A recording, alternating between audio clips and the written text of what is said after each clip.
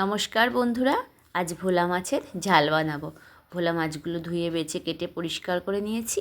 এবার লবণ হলুদ গুঁড়ো দিয়ে মাছটাকে লবণ হলুদটা মাখিয়ে আমি 5 মিনিট রেখে দেবো। ততক্ষণে সর্ষেটা বেটে নেব। সর্ষের মধ্যে 2টো কাঁচা লঙ্কা দিয়ে শিলনোড়াতে আমি সর্ষেটা পেস্ট করে নিয়েছি। এবার তেল গরম করে মাছগুলোকে আমি একে একে ছেড়ে দিলাম। সময় নিয়ে একটু এপিট ওপিট করে 2 পিঠ আমি লাল লাল করে ভেজে নেব।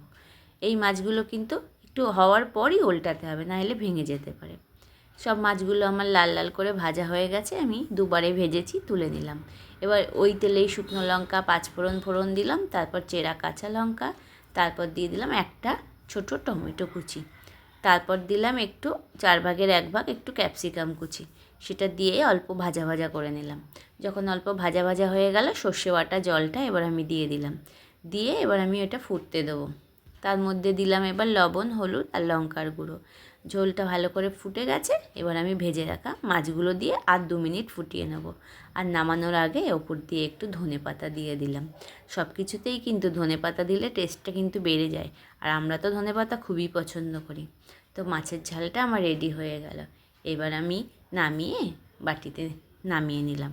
তো কেমন লাগলো বন্ধুরা মাছের ঝাল? তোমরা কে কে মাছের ঝাল পছন্দ করো আমাকে জানিও।